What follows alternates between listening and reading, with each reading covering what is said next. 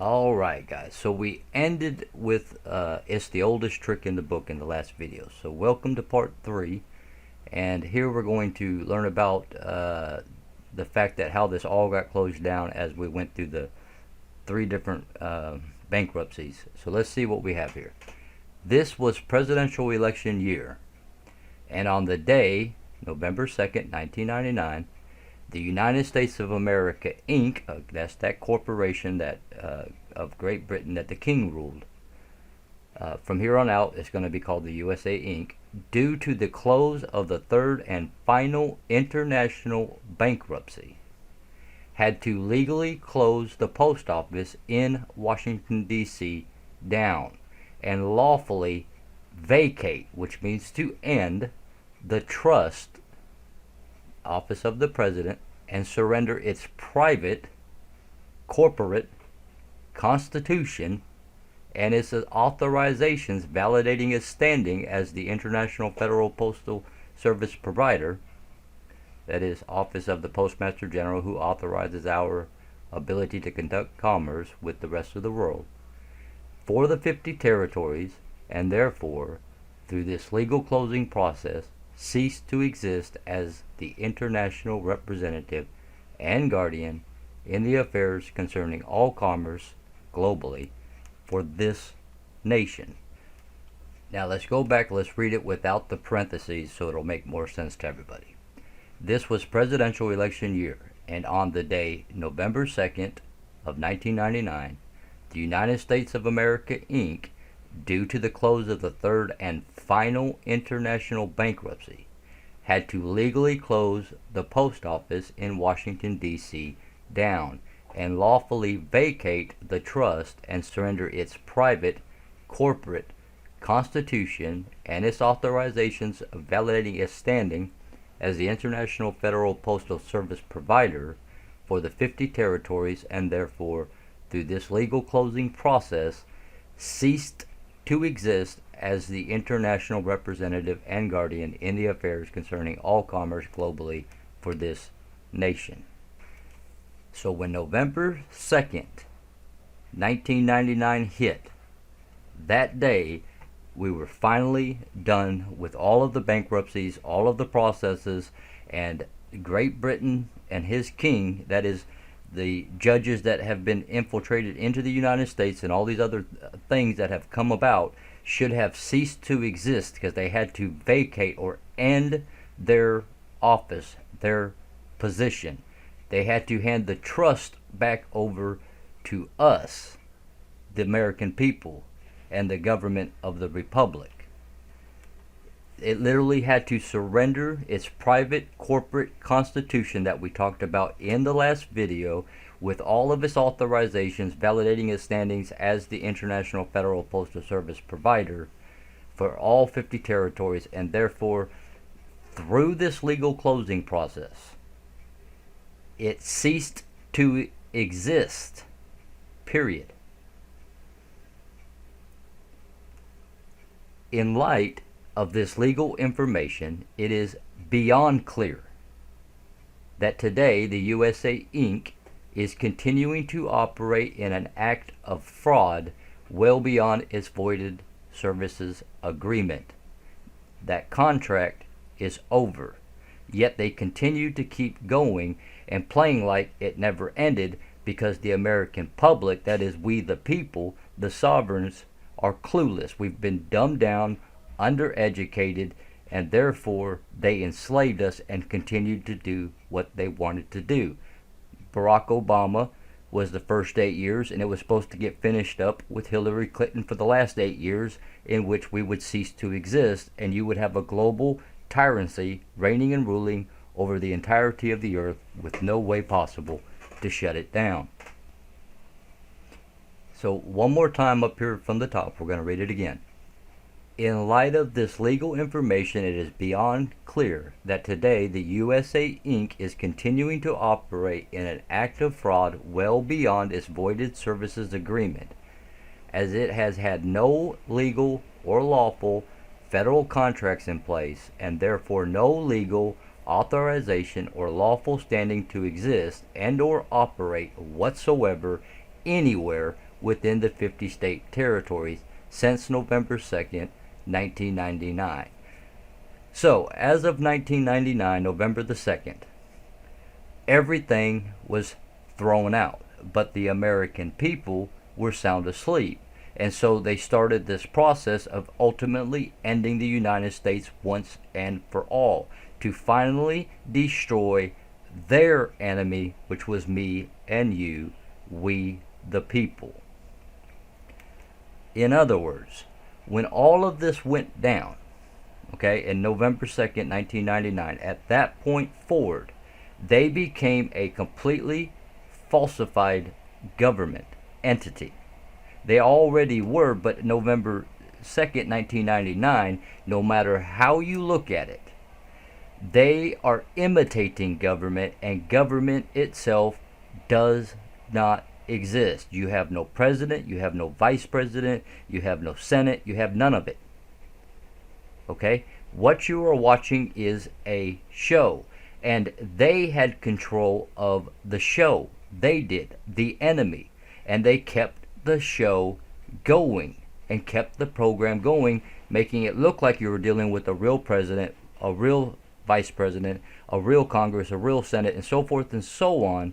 And in the meantime, they had a 16-year plan to annihilate the United States of America, the Republic. Okay, so coming back right here, we're going to start right here. Anywhere within the 50 state territories since 2 November 1999, yet continues, 1, for 16 years to pose and make believe masquerade as if it is still employed and representing the 50 United States of America in an international federal capacity. So it's still presenting itself as if it is that government. Even though it has been nullified, it is now a complete and utter fraud, and we have taken back control of the narrative. And now what we are doing, because we already have our president, we already have all of our stuff, what we are doing is we are controlling the narrative at this point, trying to get the people to snap out of it piece by piece by piece, showing them all sorts of things. We're showing them that Hillary's crooked. We're showing them that there's pedophilia. We're showing them that there's satanic stuff. We're showing them that Congress lies. We're showing them that all these people want Mexico to prosper, not America to prosper, and on and on and on it goes. It is a scripted movie to piece by piece wake the public up to the truth. They were going along masquerading, acting like a government, controlling a narrative with a 16-year plan to utterly destroy us.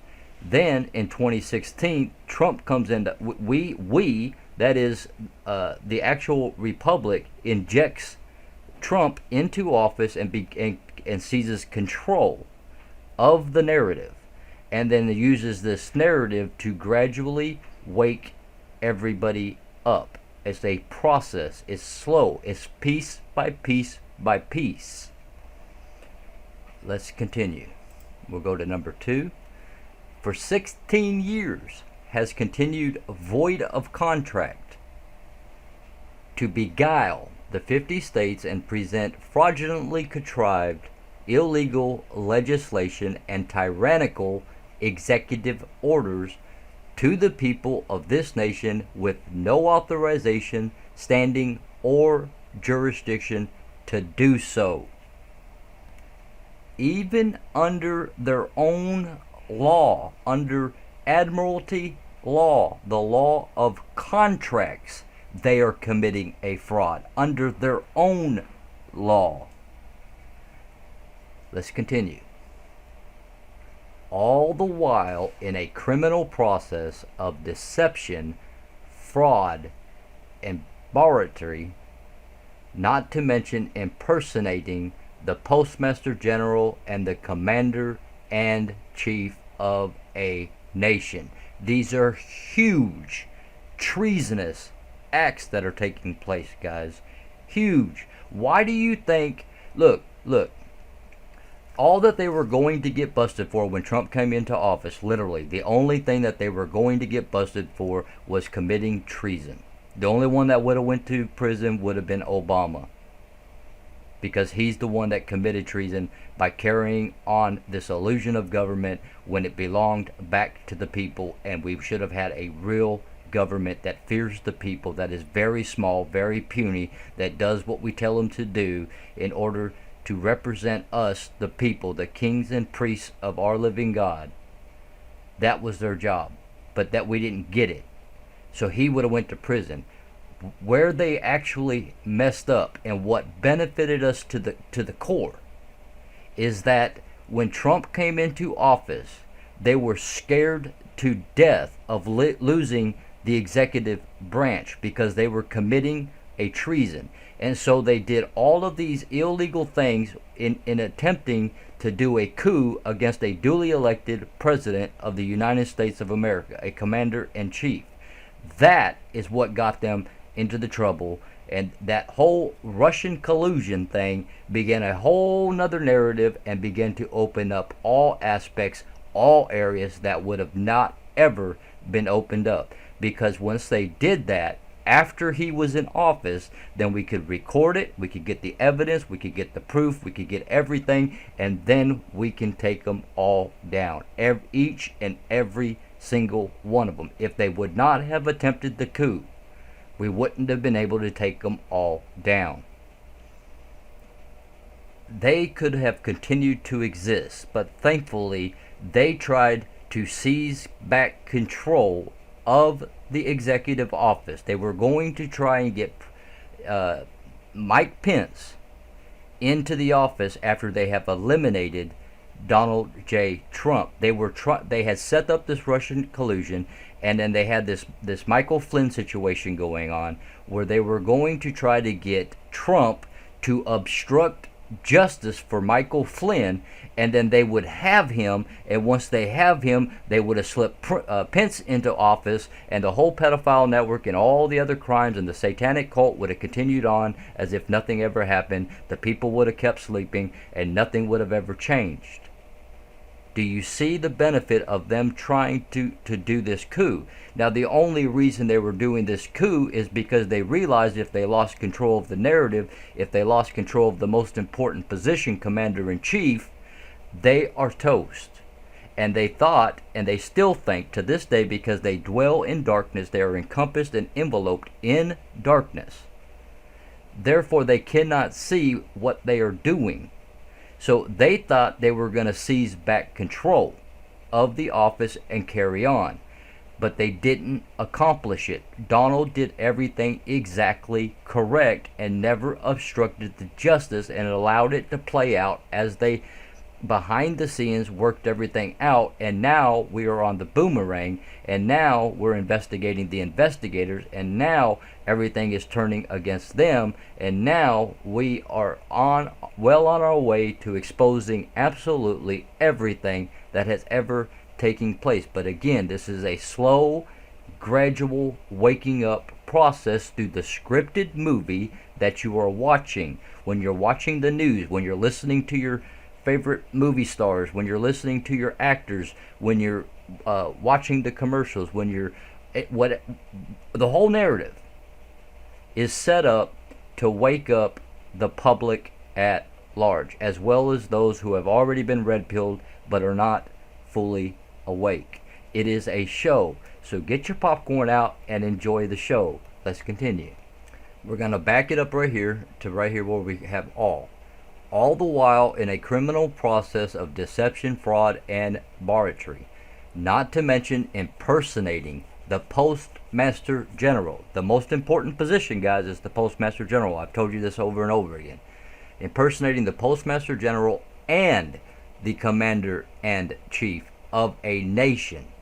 Branches of the executors, judicial, and legislative officers and personnel, respectively, in a blatant breach of trust, criminal malfeasance, and embezzlement. That's what they're in trouble with. That's what's going to come up against them. That's what they're faced with. That's what the Queen was faced with while Donald Trump was standing over there. Why do you think Donald Trump led the Queen? Why do you think Donald Trump inspected the guards and not Prince? Why do you think Trump was always in the lead and showing you he is now in charge? They have committed a serious, serious fraud. Let's continue. The list of illegal activity could easily keep running, but we will stop here to conserve time and space. November 2nd, 1999, presidential election day in the United States. Remember the Florida, quote, Chads, end quote? No one knew who won the election, Bush or Gore. You remember all of this? There was this big stink about who actually won. Was it Bush or was it Gore? What's going on down there? They retallied the votes. They double checked the numbers. They did all these things. Okay. No one knew who won the election, Bush or Gore, because something had, quote, happened, end quote, or, quote, gone wrong, end quote, with the polling voting box in Florida. Remember that? And do you remember that it took Florida exactly 90 days to recount the votes? Why is this important? This is important because this was the end of the third and final bankruptcy of the United States of America Incorporated.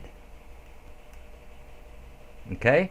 The corporation was in its final bankruptcy. Yes, Incorporated. That is the most important piece of our entire history. The fact that since after the American Revolutionary War, we have been little more than a private corporate charter. We were taken over in 1871. Okay, let's go down here. This is vital because when the 13 colonies won the War of Independence, more commonly known as the American Revolution from Great Britain, those 13 colonies were about to be invaded and taken over by another monarch. In fact, there were two monarchs that were arguing over who it would be to invade, and it all has to do with the post office. Again, the Postmaster General is the most critical position, the most critical office. Now, when the colonies were first established, the post office that they had in Philadelphia, I think it was Philadelphia. It might have been actually called Philadelphia. But Philadelphia, Pennsylvania was overseen by the Honorable Elliot Benger, Esquire. Understand the word Esquire. We've been over this over and over and over again. If you're dealing with Esquire, you are dealing with the enemy. You are dealing with Great Britain. You are dealing with the tribe of Dan. You are dealing with the judges. You are dealing with falsity, fakery, deception. Okay, so was overseen by the Honorable Elliot Benger, Esquire, the sole Deputy Postmaster General of all His Majesty's Sovereign Lord George II, King of Great Britain's dominions in America. Benjamin Franklin was appointed Postmaster of Philadelphia by the British Crown Postmaster General Elliot Benger. Now that's the Esquire, okay? But he appointed the Benjamin Franklin to be Postmaster of Philadelphia. Postmaster General Elliot Benger then added to Franklin's duties by making him comptroller, with financial oversight for nearby post offices. Franklin lobbied the British to succeed Postmaster General Benger when his health failed, and with Virginia's William Hunter was named Joint Postmaster General for the Crown, not us, for the Crown, on August 10th, 1753. Now in 1764, Franklin returned to London, where he represented the interests of several colonial governments. but in 1774, that's 10 years later, judged too sympathetic to the colonies, he was dismissed as Joint Postmaster General for the British Crown. He was too sympathetic for the Republic, and so they removed him. However, let's scroll up a little bit. However, 1 year later, back in on American soil in 1775, Franklin served as a member of the Second Continental Congress, which appointed him Postmaster General for the United States of America on July 26 of that year, 1775, with an annual salary of $1,000 and $340 for a secretary and comptroller.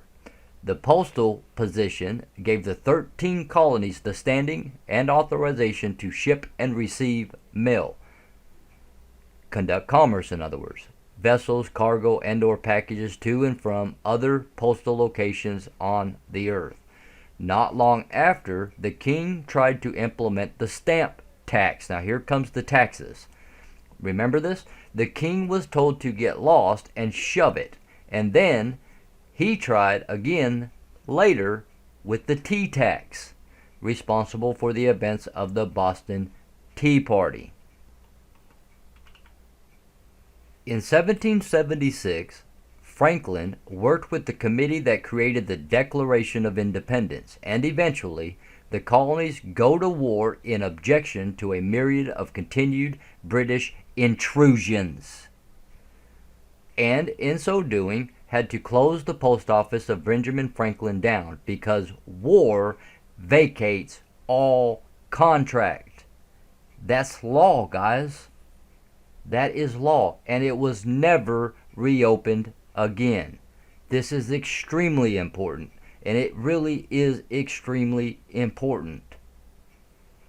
So here we go. We're getting upset. We're sick and tired of the tyrants. We're sick and tired of these controllers of the earth. And so here we are getting ready to go to war. Let's go on down.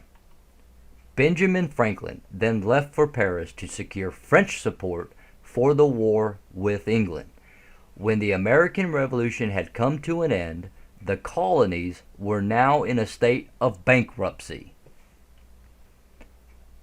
We now owed 1.6 million francs to the French for funding the American Revolution, and a nation in bankruptcy does not have the power to create or enter into contracts of any kind. They are removed from admiralty altogether. Therefore, they were unable to produce and file their own contract to open a post office again after the war. A post office that would authorize them to conduct commerce and substantiate their newly acquired sovereign position, national contract location. And as we all know, there are no free nations, as every other nation on the earth is ruled by some sort of psychopathic monarch or dictator. As this is the case, none then are truly free. Man, I hope this is really coming together for you guys. I really do. Here we go. So then, Spain and France argued over who had first right to invade, to rape, to steal, and plunder the New World and seize control of its natural resources. Spain insisting that Christopher Columbus had found and claimed it first, and France insisting that without their support and financial assistance, this opportunity wouldn't even be available. Plus, they were owed 1.6 million francs. However, the King of Great Britain, still the king and the power in the world, slaps both of them down and instead places his own post office up in the District of Columbia, a foreign enclave, in an effort to control not only the shipping and receiving of every moving in and or out of the New World, all commerce in other words, but this post office granted the 13 colonies with the postal authorizations needed as a private charter and now as a franchise corporate extension of the District of Columbia's federal postal contract location, was authorized to conduct commerce with the rest of the world's dictators and monarchs. So really, either Spain or France should have been the ones that came in and set up their post office, but instead we have a foreign enclave. We move into the District of Columbia, the 10 square miles there, that is of Great Britain. That's what happened back then. Let's continue down. Whom, if wanted to rape the New World of all of its natural resources, were going to have to contract with the King of Great Britain now, through his post office in D.C. to do so. Because, once again, the Treaty of Alliance Benjamin Franklin negotiated in 1778 with the King of Great Britain was vital to the success of the American Revolution. Later, Franklin helped negotiate the peace treaty, the Treaty of Paris, with Great Britain, and returned to Philadelphia in 1785. He attended the Constitutional Convention in 1787 and lived to see the Constitution adopted. Now check this out. There was no Washington, D.C. until the United States Constitution was adopted, September 15th, 1787, which included the authorization of the establishment of a federal district. This federal district that he's talking about here is absolutely legitimate. Let's continue to read, though. When the United States Constitution was adopted on September 15, 1787, Article 1, Section 8, Clause 17 included language authorizing the establishment of a federal district. It's all legit. This district was not to exceed 10 miles square, under the exclusive legislative authority of Congress. So everything was legit at this point. On July 16, 1790, Congress then authorized President George Washington to choose a permanent site for the capital city, and on December 1st of 1800, the capital was moved from Philadelphia to an area along the Potomac River because of the ease of shipping the river allowed. Of course, commerce. The commerce is everything. You cannot move product. You cannot get the corn from the field to the supplier without, or to the buyer, without commerce. Commerce is involved in everything, so it's very, very important. He died, that's George Washington, April 17th of 1790. June 11th, 1878. In the Organic Act of 1878, Congress approves the establishment of the District of Columbia government as a private municipal government corporation. Just as he tyrannically ruled the East Indies Trading Company, he now ruled America, and he got a nice piece of everyone's pie in the process, as usual, to say the least. Now, if you don't know much about the East Indies Trading Company, guys, it's one of the original companies of the United States of America. You can go back and you can do your own research on it. It's not significant, it's not important, but it's very interesting to see how these corporations literally ran everything, controlled everything. Very interesting to see how all that worked. But understand that that right here in June 11th, 1878, all of a sudden, the legitimate federal district of Columbia, the 10 square miles, was suddenly turned into a private corporation. This is where things began to change. Continuing. The first objective of my mission was to try and stop a civil war by informing and educating the public civil systems and their municipalities on the multiple types of fraud that have been played out against them by the British Crown in the Crown's overall objective to eventually conquer us as a nation, which, for me, was not going to be an easy task to tackle. But by the grace of God, within 6 months, I was directed to self-appointed common law judge Anna von Reitz. Again, there's that name again. And if you haven't done your research on her, again, you need to do your research on her. Whose personal mission, this is her personal mission, it was to chronicle exactly that. That is the multiple types of fraud. Her entire account was filed with the Joint Chiefs of Staff, the Provost Marshal, the U.S. Marshals, the FBI, and a myriad of other agencies and authorities of the highest order.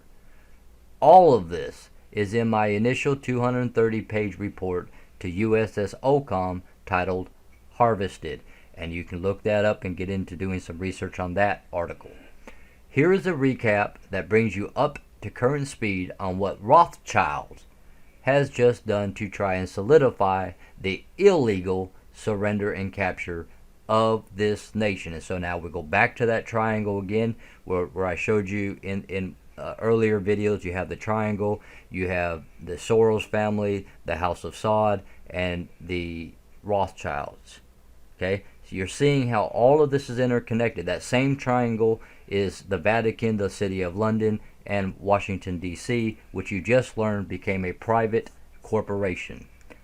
Okay, so let's continue. A nation on a continent that he knows good and well belongs to Postmaster General, Federal Postal Judge, Commander-in-Chief, Russell J. Gold.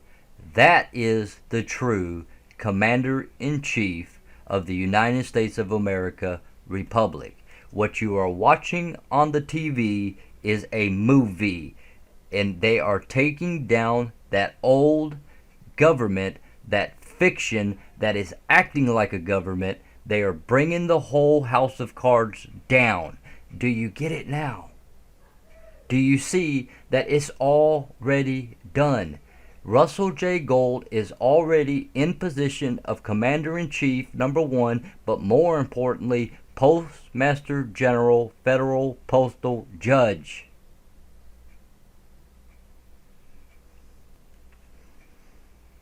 The world is caught up in a lie, in a big deception, a massive deception of the military-industrial complex that John F. Kennedy Sr. told everybody about, and tried to get help in educating the public of the truth. This is the truth. The historical outline provided was written by Judge Anna von Reitz, who, although does know who Federal Postal Judge David Wynn Miller is, but whom has no knowledge or understanding for what Postmaster General, Federal Postal Judge, Commander-in-Chief Russell J. Gold has done. That Federal Postal Judge David Wynn Miller, participated with him in as his witness and his assistant, and whom is also his corporate quantum global government partner of the Unity States of our World Corporation. Okay, so now we get into the evidence, we get into that assessment that he just talked about. That is this right here, Evidence Annex Section 1A, section of my first mission report, final report, the assessment, 1 October 2015, for the attention of U.S. Army Special Operations Forces, the 1st, 3rd, 5th, 7th, 10th, 11th, 20th SR Groups, 75th Rangers, the 166th SOAR / USA Capoc / U.S. Navy SEALs / MARZOC / U.S. Special Operations Command. Subject: the orchestrated takedown of the United States of America. Classification: OPSEC level, not applicable. DEFCON 2, urgent, unclassified, for SEPRO initiated. Harvested to death. Final report and assessment. Investigation conducted by former U.S. Army Special Operations Forces Team Leader, Member, Psychological Operations Specialist, USA Capoc, USS OCOM. Report by Anna von Reitz. What does this mean? It means we have been defrauded by international banking cartels operating, quote, government services corporations, end quote, as if these entities were our lawful government. They are not. They never have been. It means that the Holy See, that's the Vatican, and the British monarch, that's the City of London, have activated or have acted in secretive breach of trust and dishonor and have undermined our rightful government since 1845. It means that we have caught the rats red-handed, provided the facts, and demanded remedy. So we get into the Pope. Franciscus, the doing business as name of the Pope, issued his motu proprio and made the members of the Bar Association, that's the tribe of Dan, the Bar Association, the foreign association that has come over our land, the Bar Association responsible for their errors and omissions. This effectively washed his hands of the criminality of the bar members and the continuing assaults upon us by the British Crown, and ended their privateer licenses and other protections that had been extended to them in breach of trust. So far, so good. Note, Anna von Reitz, God bless her, has no idea that there is no such thing as Franciscus, that is, doing business as the Pope, or whatever he wants to call himself and pretend to be, or fictionally claim that he is. Whatever. It's all fake and a fraud, also to be explained later in this report. However, there have been no action to dismantle the mechanisms of the fraud that has been practiced against the living people. That's you and me. Every day, babies are born in hospitals and are, quote, registered, end quote, as chattel belonging to privately owned and operated corporations masquerading as our government. These corporations patent and trademark our bodies and our names and create, quote, citizens, end quote, for themselves that they ultimately control as slaves. This practice of, quote, enslavement by proxy, end quote, is no less repugnant than physical enslavement, and it has the same results.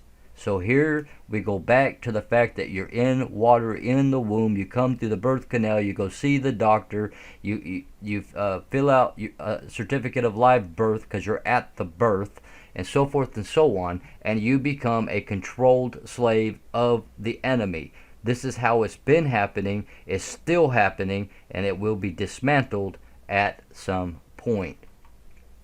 They have accomplished this by obtaining undisclosed contracts under conditions of coercion and misrepresentation, and by blatant fraud upon the probate courts and falsification of civil records. Do you remember that word closure from the last video? There must be closure in a contract. It is the first law of admiralty law, and they do not provide that closure. They have had each one of us declared, quote, legally dead, quote, missing, presumed lost at sea, end quote, and have seized upon our estates and presumed secondary beneficiaries. This legal chicanery has been assisted and expedited by a few evil politicians who literally conspired to sell their countrymen into slavery for profit.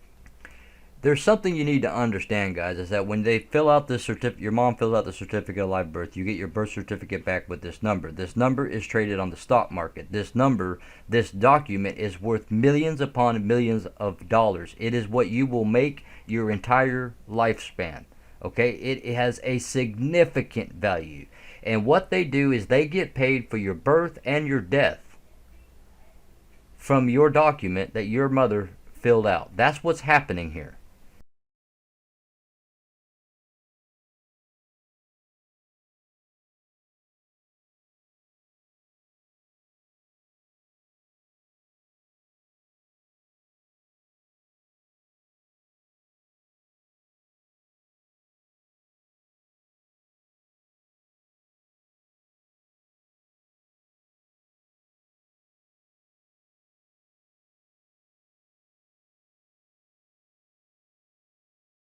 They seize upon our property by presuming that it is, quote, abandoned, end quote. That is what has happened to every so-called, quote, mortgage payment, end quote, you have ever made. It has been seized by the banks as abandoned property belonging to your own estate. Now I want to stop for a minute and I want to talk to you about something. See, I don't have a bank account, and that's why in my description I have my post office box. And I tell you in the description, do not send me a check.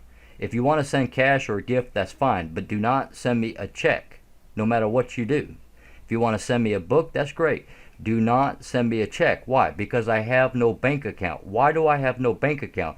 Because when you deposit money, you gave your money to the bank, and they can do with it what they will. Until we get back to real banks where you posit money, then we can go back to using the banks. Until then, you are giving your money to the bank. That's a deposit. That's what you did. You gave it away to the bank.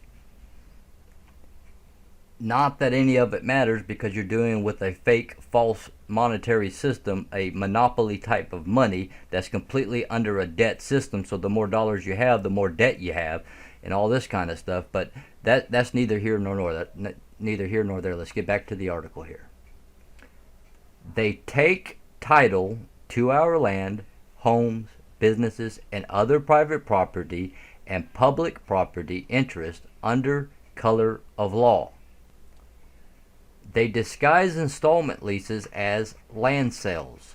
They disguise purchase agreements as loans. They disguise security notes as promissory notes. And they steal us blind, taking their pay out of our treasury and otherwise using and abusing our own assets to do it. And most of this is done through your birth certificate. And like I said, that birth certificate is worth an amazing amount of money. Just as they have seized upon our private property via a process of fraud and deceit, they have attempted to seize upon our entire nation and claim that it is abandoned property. To understand how this works, you have to understand the first frauds committed against us, for it is in the beginning that we must clearly see the ends. Now you get to see the details. Number 1, March 27th, 1861. The actual elected Congress ceases to function. They walked out. They literally walked out.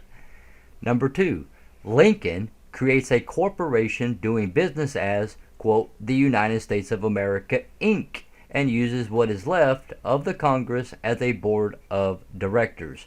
And everyone thinks that we have honest Abraham Lincoln. He's not honest. That's what the media, that's what the narrative, that's what the movie was teaching you, but it wasn't reality. He is the one that created this foreign incorporated business acting like a government. Number 3, this corporate Congress changes the meaning of the word person to mean corporation for their own private in-house corporate purposes. 37th Congress, 2nd Session, Chapter 49, Section 68, and you guys can go look it up for yourself. It's very, very real. Number 4, the corporate Congress changes the meaning of more words. According to them, the meaning of the words state, or state with a capital S, and United States all magically mean the territories and the District of Columbia. Okay, this is 13 Statute 223, 306, Chapter 173, Section 182, and this happened June 30th, 1864. Go look it up, do your research, verify it so you know the truth for yourself. Understand this, guys. The District of Columbia is 10 square miles, but what they did with their amendments and their changing of words and language and such is they put each and every single one of us, that's you and I, every one of us, under or within that District of Columbia. So in other words, the District of Columbia doesn't cover just 10 square miles. It covers all 50 of the continental United States, plus Alaska, plus all of the world. So let's continue. Let's move this up and we'll get down to number 5. These special definitions, adopted by a Congress operating a private for-profit corporation doing business as DBA, the United States of America. That's how we got fooled, because they used the exact same name. They duplicated everything. They imitated everything and made it look like it was still the same thing and that nothing had changed when everything had changed. Doing business as the United States of America, and then secretly allowed the rats to, quote, presume, end quote, that anyone who used the common meaning of these words and admitted to living in a, quote, state or the United States was submitting to be considered and treated as a citizen of the District of Columbia. Instead, in their secretively altered lexicon, United States citizen equals District of Columbia citizen. Now, when you say you are a United States citizen, you put yourself into that 10 square mile area called the District of Columbia. And you are under their laws, under their statutes, under all of their rules. Millions of them. You cannot wake up and live your life and go to sleep without breaking a law somewhere. They can execute on you any day, any time, because there's over 1 million laws and there's no way to live without breaking one of them. No different than the Pharisees in the days of the Old Testament. June 11th, 1878. In the Organic Act of 1878, Congress approves the establishment of the District of Columbia government as a private municipal government corporation. We've already been over this. Number 6. And as anyone reading the Constitution can see, this meant submitting to the rule of, quote, Congress, end quote, which was given plenary control of the District of Columbia. This is why people such as Nancy Pelosi, for example, and they think that they are in charge, because according to the lies and deceptions, they are. But when you come out of the narrative and you know the truth, you see that they have no authority, nothing. But they think that everyone still believes the lies and deceptions, and so they think that they are in control, that they run everything, that they run this earth and this nation and everything else. Are you seeing how all this comes together now? Okay, so let's read that one more time. And as anyone reading the Constitution can see, this meant submitting to the rule of Congress, which was given plenary control of the District of Columbia, via the use of semantic deceit. A small group of venal criminals redefined our republic as a plenary oligarchy run by none other than themselves. They also endeavored to redefine all the freeborn Americans as slaves belonging to the District of Columbia. Never mind that the Congress, engaging in this fraud and merely pretending to be the lawfully elected Congress, had absolutely no public office and no delegated authority. They had no right to do what they did. They had no authority to do what they did. It is an absolute fraud. It is treason. We'll go here to 7, and then we're going to probably wrap this video up. What happened with all this fraud by 100 years later? The Congressional Record, June 13th, 1967, I don't know what PP stands for, but 15641 through 15646. I'm thinking public record, but it ain't public record or something else. I can't think of it. A citizen of the United States is a civically dead entity operating as a co-trustee and co-beneficiary of the PCT, the Private Constructive Cesticate Trust of the U.S. Inc., the corporation, under the 14th Amendment, which upholds the debt of the USA and USA Inc. in Section 4. Now, Pull all this together in one big ball of wax, and what do you get? The Bar Association members employed by the District of Columbia Municipal Corporation have been, quote, presuming, end quote, that you are, quote, civically dead, end quote, because you have been falsely reported as missing, presumed dead on the records of their probate courts. While they have been busily and secretively presuming this, they have also been presuming that you died interstate without a will, and that the local District of Columbia Municipal Corporation franchise doing business as, for example, the state of Oklahoma, is the beneficiary of your property, which is a complete and absolute fraud. You're not dead, and you are the beneficiary because you are alive. How is that for a fraud racket? How's that for a conflict of interest? But they didn't stop there.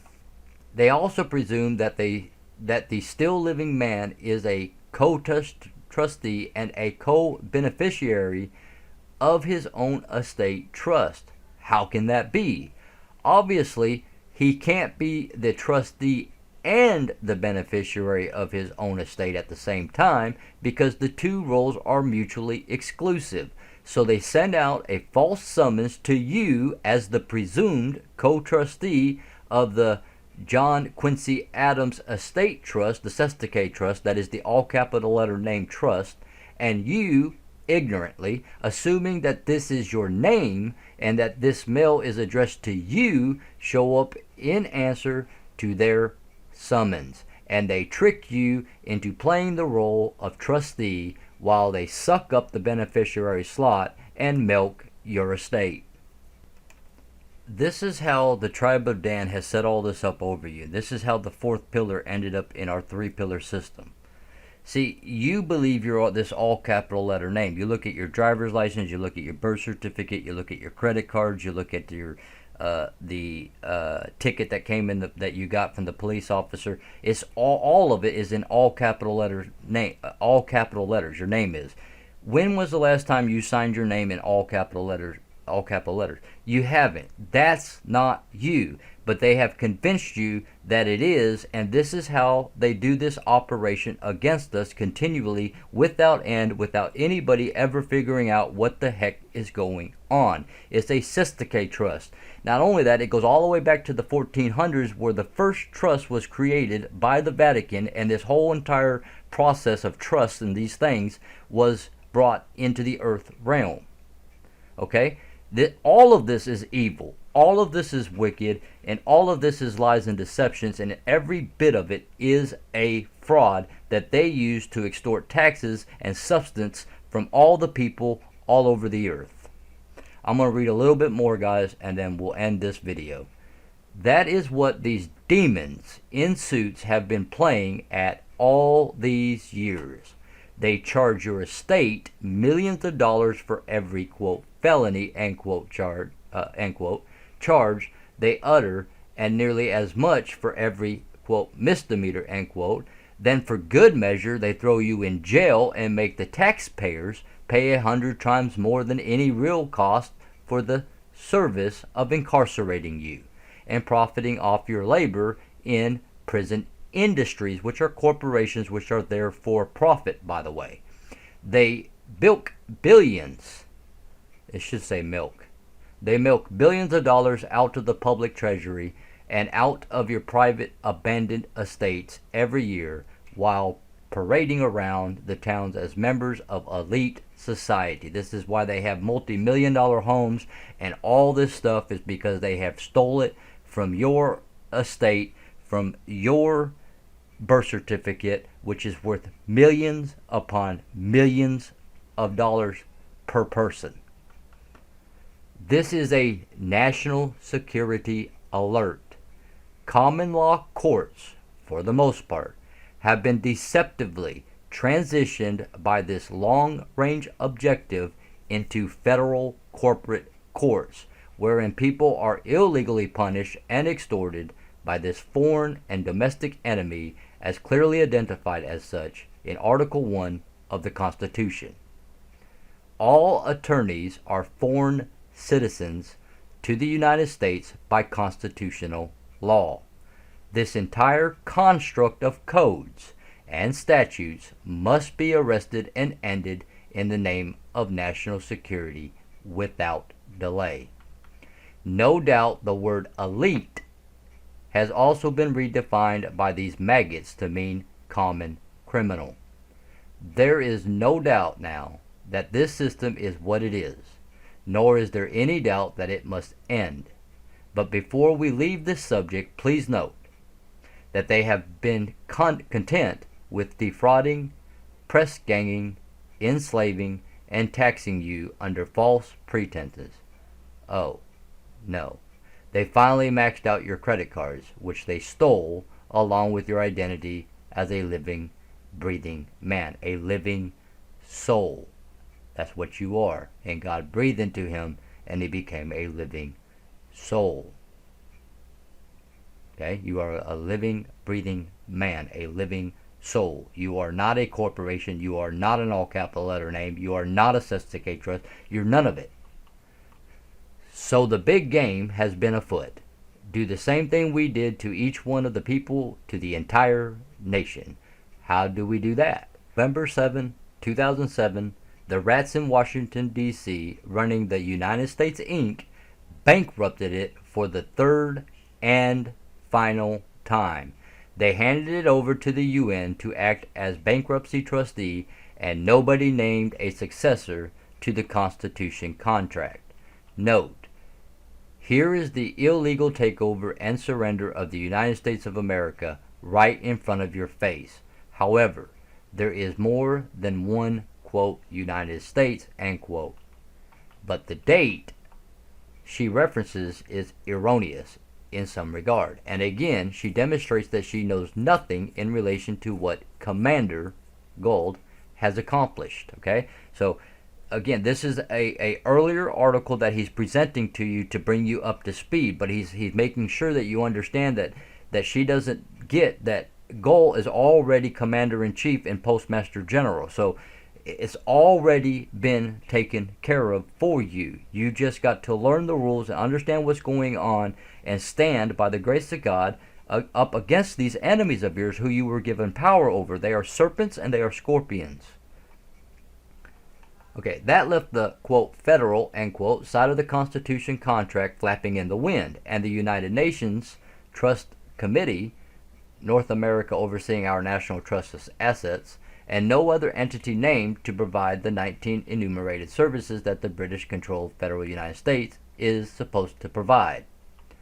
Note, this is where Judge Anna von Reitz is absolutely wrong and had no clue until I contacted her and informed her as to what it is that Postmaster General, Federal Postal Judge, Commander-in-Chief Russell J. Gold, and Federal Postal Judge David Wynn Miller have done for America and for we the people of this great nation to end and disqualify all of this illegal nonsense. Her mission now, should she decide to take it, has been to now inform America of the facts in relation to the contents of this report. And that's where we're going to end it. And we'll pick it up with nice on the next video, guys, because this video is at 1 hour. So I love you guys. Remember to get in the Word, to stay in the Word, and to get the Word in you. Very, very important. Remember, other than the Father, the Son, and the Holy Spirit, the two most important things are love and truth. And after that, peace and justice. May Father bless each and every one of you and bring about peace in your hearts and open your eyes to the absolute truth that you might be free, because the truth will set you free. I love you guys. Talk with you later.